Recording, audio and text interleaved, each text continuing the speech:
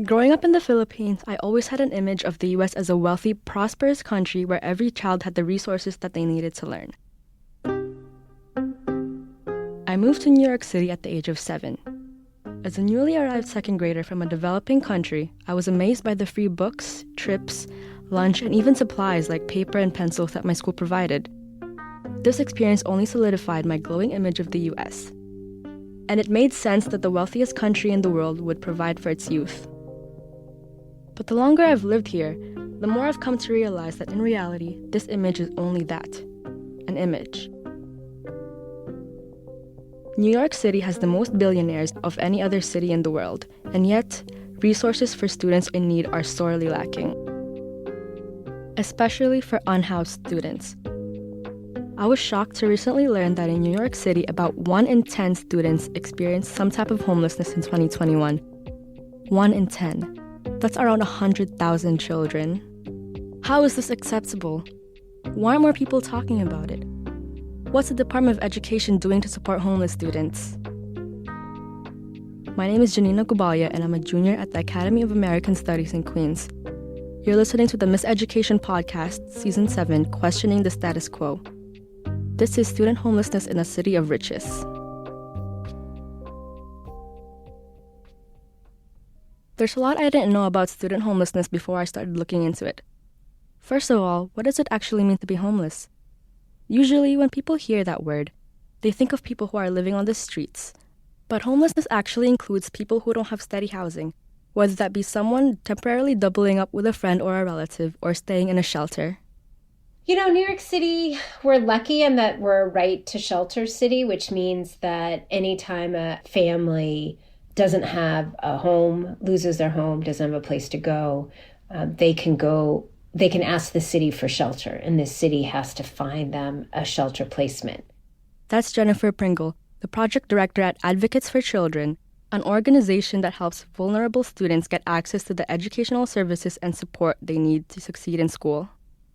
There are many reasons why a student might be facing housing instability.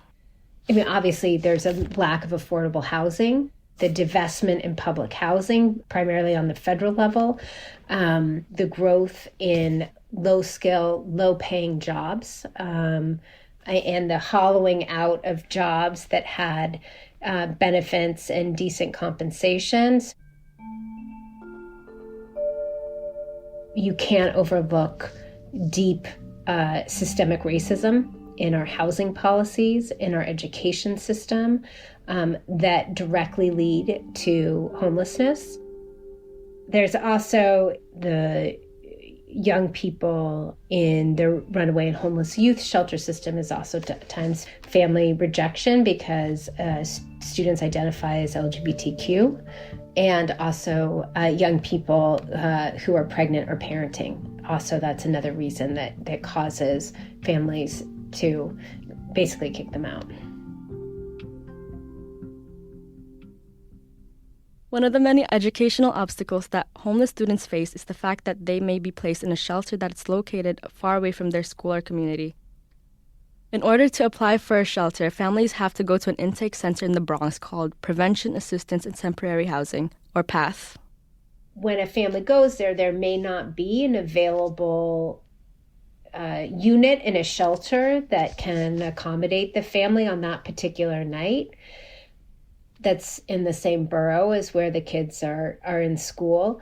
But unfortunately, there's no system to reevaluate those placements. And it's just incredibly disruptive for families. You know, imagine like your childcare, your healthcare providers, and also just the neighborhood that you're separated from all of that. So if you're placing a family far away from their community of origin, it makes it that much more difficult for them to have regular attendance. Advocates for Children helps families navigate the shelter and school systems, but it's a massive undertaking, complicated by the fact that there's also a recent increase of immigrant families coming from the southern border, but the federal government hasn't stepped in to figure out a plan for how they're going to support those families or the communities who are supporting those families. Chalkbeat reported that as of late May, 41,500 asylum seekers are staying in 150 emergency shelters across the city. So given that student homelessness seems to only be growing, what is the city doing to address it?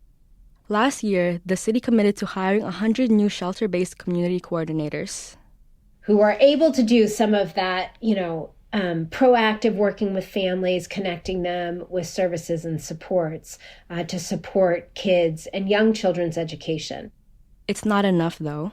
There are over 200 shelter locations, and last year there were 29,000 kids who were in shelter at some point. There's no way that 100 people can meaningfully work with that many kids. So we need a lot more staffing to support families and children and youth experiencing homelessness. Meanwhile, Mayor Adams' preliminary budget for next year cuts back on the funding for 25 of these coordinators.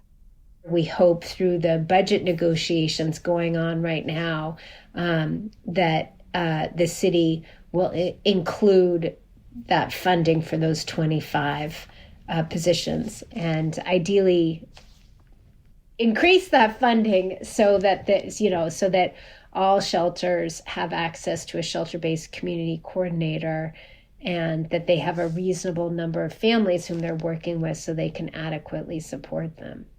To get a better understanding of school funding, I spoke to Jasmine Gripper, the executive director of the Alliance for Quality Education, or AQE.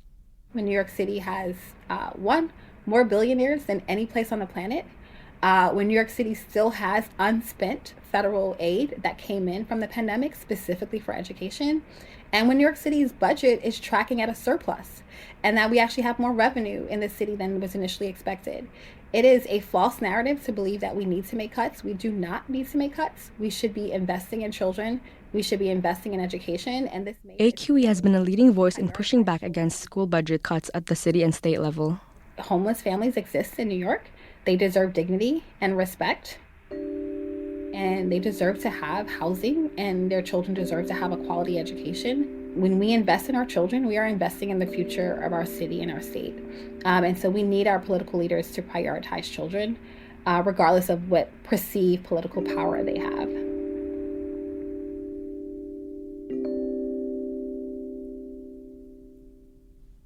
Funding for homeless students doesn't just come from the city. There's federal aid as well. The McKinney-Vento Act is a federal law that requires that unhoused youth have equal access to public education with the right to remain in their school of origin, among other rights. Individual school districts can apply to their state to receive these funds, which can be used to secure resources such as tutoring, supplemental instruction, transportation, and school supplies. Jennifer Pringle explained to me that besides McKinney-Vento funding, schools have what's called Title I Students in Temporary Housing funding, Title I STH funds, which is great. So this is dedicated funding that schools receive specifically for students identified as homeless.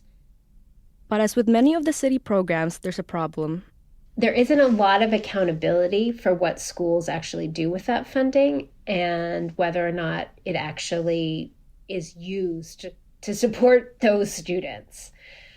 So I think there's a real opportunity for the city to examine how schools are using that funding, and is it getting the kind of results that kids and families need. Outside of schools, what resources are provided for homeless students?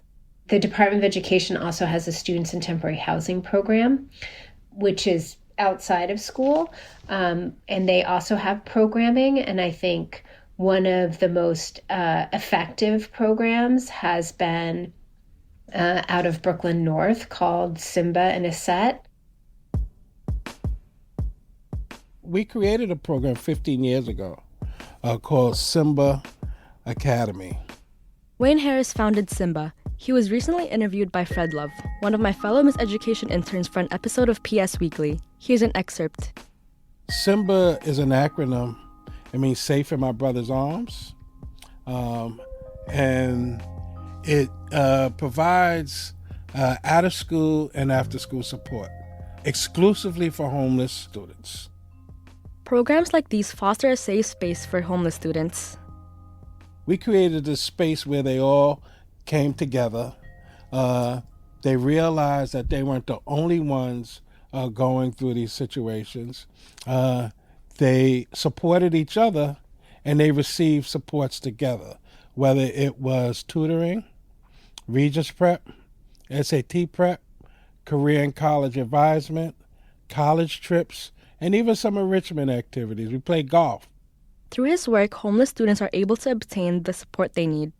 We have mentorship programs that called the Sankofa Mentoring Program that's providing services inside schools to homeless students. And who better to mentor a homeless student than another homeless student who succeeded in that environment? Well, we have a space where all those alumni come back and they're in schools providing mentorship to other young people now. So we've created like a wheel within a wheel, a city within a city, a community within a community, but it's one of support for students who are experiencing the most marginalization in our city. The most impactful support that homeless students need? A big thing in building culture is establishing a place where we can have unconditional positive regard. It's a judgment-free zone. Many of the youth, young people who came to us, whether they were lesbian, gay, or wherever, they knew that they can be themselves here. Sometimes we over-intellectualize things. What's the secret ingredient to I don't know. We just create a place where they can feel welcome and they feel good, and that's it. And that's really it. And that's one of the biggest things people often forget about, a judgment-free zone.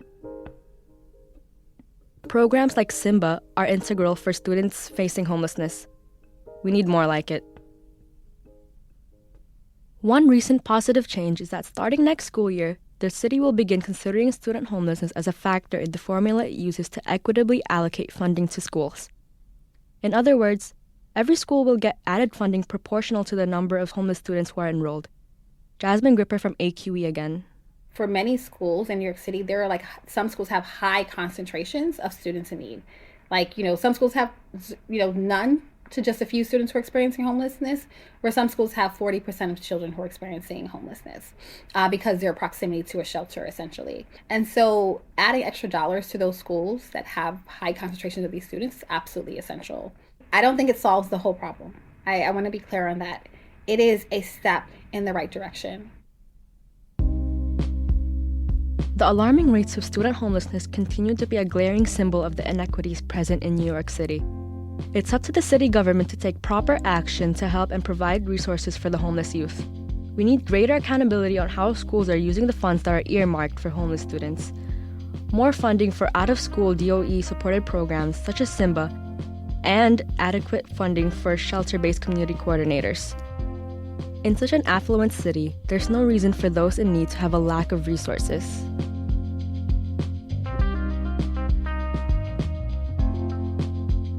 This episode was reported by me, Janina Gubalya, with production and editing support from Alina Coleman, Esther Alatiche, Sabrina Duquesne, Mira Gordon, and Taylor McGraw.